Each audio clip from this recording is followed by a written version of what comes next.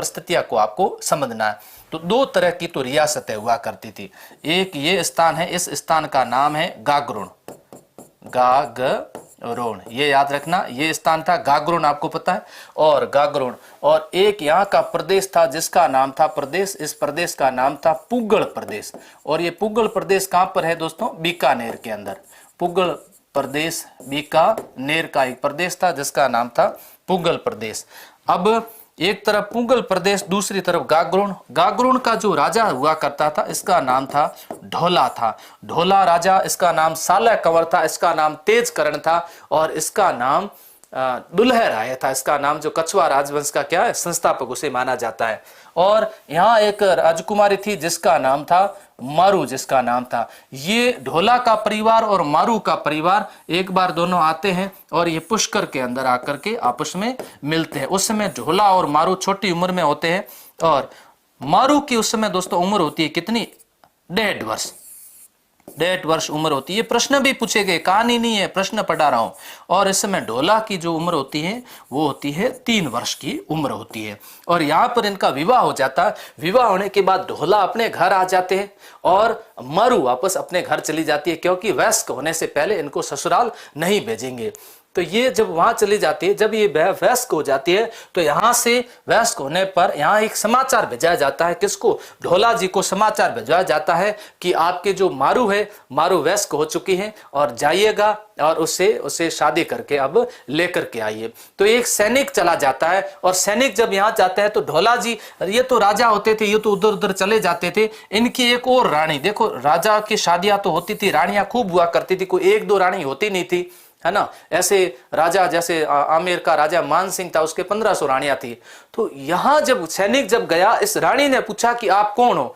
तो इसने कहा कि मैं पुगल प्रदेश बीकानेर से आया हूं, और आपके यहाँ राजा जी है ना ढोला जी, और ढोला जी का विवाह हो रखा है मारू से। तो उनसे मैं ये कहने आया हूं कि मारू वयस्क हो चुकी है, अब उसको ससुराल लेकर के आइए। और रानी साहब आपको क्या बताऊं, हमारे जो भाई साहब है मारू, वो इतने सुंदर है, वो इतने सुंदर है, अगर वो यहाँ पर आ गए आपके यहाँ पर तो लाइट की भी जरूरत नहीं है। वो जब खड़े रहते हैं ना तो चारों तरफ रोशनी होती है। वो जब चलते हैं ना, वो जब चलते हैं तो जमीन गुलाबी हो जाती है। वो जब पानी पीते हैं ना तो गले में से सामने दिखता है। वो इतनी सुंदर है, मैंने तो अभी तक महल के अंदर इतनी सुंदर रानी नहीं देखी है। तो देखिए दोस्तों, महिलाओं के अंदर ये बहुत ईर्ष्या होती है, सुंदरता की बहुत ईर्ष्या होती है। वो देख रही, पड़ोसन दोनों पास में बैठी होगी होती, तो उन दोनों के मन में ये विचार चल रहा होगा, वो देख रही है कि मैं सुंदर हूं, वो देख रही है कि मैं सुंदर हूं। बस इनके ये ईर्ष्या बहुत ज्यादा होती है। हालांकि होनी भी चाहिए, क्योंकि ईश्वर ने इनको बनाया भी बहुत सुंदर है, ये ईश्वर की सबसे सुंदर कृति भी है। पुरुषों के अंदर ये सुंदरता वाला नहीं होता, क्योंकि पुरुष तो सारे होलसेल रेट में बनाए होते, थोक के भाव बने होते हैं। तो उनका नाक टेढ़ा है, कोई कान का पता नहीं, कोई कैसे बना है, उनमें तो ईर्ष्या होती नहीं। वो आपस में एक दूसरे को देते हैं, ओ मां जेड़ो मैं ये जेड़ो ही जाऊं। तो यहाँ ये ईर्ष्या बहुत ज्यादा है। उस रानी को बड़ी ईर्ष्या हुई। उसने कहा अगर मारू आ गई तो अपना तो पापा कटा, अपना स्थान तो खत्म हो जाएगा। ऐसी स्थिति में एक काम करते हैं कि इधर की साइड में सैनिक खड़े कर देते हैं, और इधर का जो साइड था इधर, यहां पर सारे सैनिक खड़े कर दिए। और सैनिकों को कहा गया कि पुगल प्रदेश से कोई भी आए तो उसको राजा के पास में मत ले जाना, उसको वहीं पर मार देना, नहीं तो तुम्हारी गर्दन काट दी जाएगी, जिंदा जिंदा जला देंगे तुम्हारे को। उन्होंने कहा जी हुक्म रानी साहब। हम इधर जाकर के खड़े हो गए। अब इधर से सैनिक, वो सैनिक, उसको तो बेचारे को मार ही दिया, दूसरा सैनिक भेजा, दूसरा सैनिक आया, उसको भी मार दिया। जो भी सैनिक आता था उसको पूछते थे कौन हो भाई साहब, वो कहते थे कहां से आ रहे हो, आधार कार्ड है क्या आपके पास, हाँ लाइसेंस है ड्राइविंग, तो क्या हाँ ये दिखाओ। वो देखते थे पुगल प्रदेश का, देखते थे उसको क्या कर देते थे, वहीं पर भी मार देते थे। एक सैनिक गया, दूसरा सैनिक गया, तीसरा सैनिक गया, चौथा सैनिक गया, वापस कोई आए नहीं। भाई साहब जा कहां रहे हैं, कोई काल कोठरी होगी, क्या हुआ, कोई वापस नहीं आए। इधर पीछे मारू चिंतित, मारू के परिवार वाले चिंतित, मारू खाना खाए नहीं, पानी पिए नहीं, नींद आए नहीं, करे तो करे क्या, चिंता घर कर गई। मारू सूखी सूखी जा रही है, आंखों के नीचे काले काले धब्बे पड़ने लग गए हैं। अब वो बातें रही नहीं, गुलाबी वाली अब बातें नहीं रही, क्या किया जाए माली, अब कलर भी चेंज हो रहा है। अब ऐसी स्थिति के अंदर घर में ये गजब की चिंता, और इस प्रकार की घोर जब चिंता हुई तब वो गाने बजाने वाले भी होते थे, वो भी बेचारे चिंतित हो गए। और वो एक भाई साहब ढोली, जिसको मंगनियार कहते हैं, मंगनियार, ये दोस्तों राजा महाराजाओं के यहाँ गाना बजाने का काम करते थे। ये जाति बहुत चालाक जाति हुआ करती है और इसका काम होता है गाना बजाना करना। और वो बजाते रहते हैं, टों टों टां टों टां टों बजते रहते हैं, है ना, और वो गाना गाते रहते हैं। मठिया में मोण भला आविया सा, मना नारी कयो कर मनवार भला, मठुड़ा में मोण भला आविया सा, ऐसे गाते रहते हैं बाहर बैठे बैठे। इन्होंने कहा राजा साहब अगर आपकी अनुमति हो तो मैं जाकर के एक बार पता करके आता हूं कि आखिर उधर से समाचार क्यों नहीं आ रहे। उन्होंने कहा तू क्या जाएगा, इतने सारे सैनिक भेज दिए, बढ़िया बढ़िया वाले जो टॉप लेवल के सैनिक थे उनको भेजे, वो भी वापस नहीं आई, तेरा पता कहां लगेगा। उसने कहा एक बार मौका तो दीजिएगा, ले तू चला जा।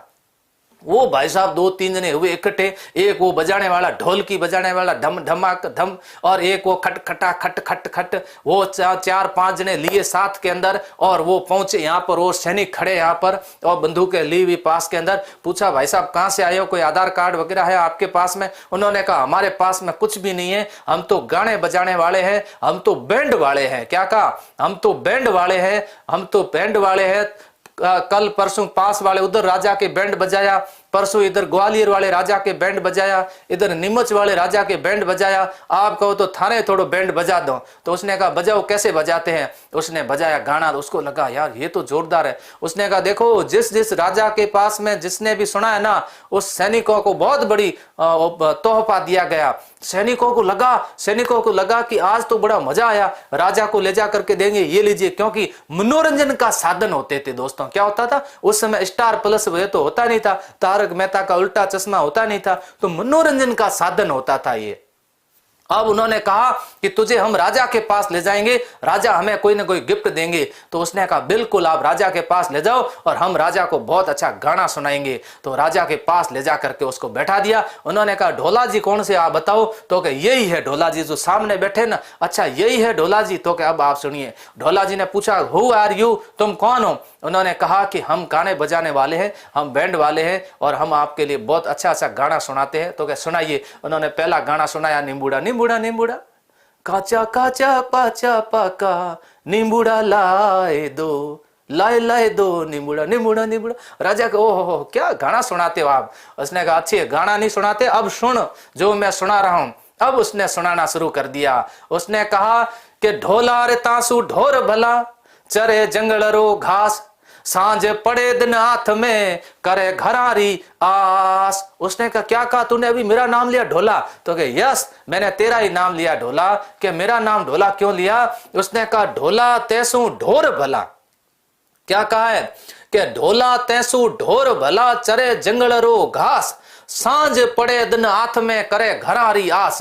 तेरे से तो अच्छे वो जानवर हैं, तेरे से तो अच्छे वो पशु हैं जो कि शाम को घर आते हैं और वो अकेली बैठी बैठी वहां तड़प रही है तेरी याद के अंदर। और तू जब 3 वर्ष का था तब तूने उससे शादी की थी और वो 1.5 वर्ष की थी। अब जाकर के उसको लेकर के वो इतनी चिंतित हो रही है। वाह ढोला वाह, तू उससे लेने नहीं गया अभी तक और हमने कितने सैनिक भेज दिए और सारे सैनिक तुम्हारे यहाँ रानियां उनको मरवा देती हैं। आखिर उसकी क्या गलती है? एक राजपूताने के अंदर ये सिस्टम है कि एक बार शादी होने के बाद उसका दोबारा विवाह नहीं होता है। अब ढोला को जब उसकी पूरी बातें सुनाई तब ढोला ने कहा क्या बात है? उन्होंने कहा सेना तैयार की जाए। अब सेना तैयार करने के लिए ढोला रवाना होता है। दौसा में बड़ गुजरों को हराता है, आमेर के अंदर चलता है, वहां पर मीणों को पराजित करता है, कछुआ राजवंश की स्थापना करता है और राजवंश की स्थापना करने के बाद पुगल चला जाता है और पुंगल में जाकर के मारू से विवाह करता है। और यह प्रेम कहानी जो इतिहास के अंदर प्रसिद्ध हो गई है। तब कहा जाता है दोस्तों, तभी तो कहा गया है कि ढोला रे थारे देश में, ढोला रे थारे देश में उपजे 3 रतन, एक ढोलो दूजी मारू तीजो कसुंबल रंग। अब एक तो ढोलो दूजी मारू तीजो कसुंबल रंग।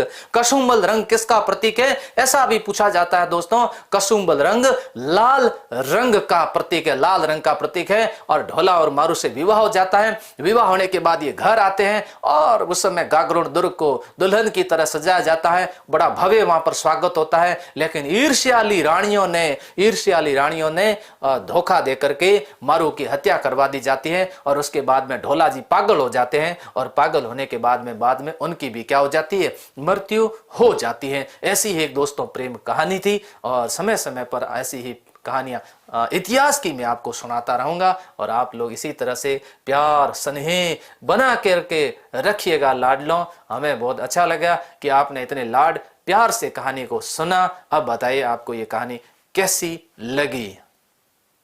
एक भाई साहब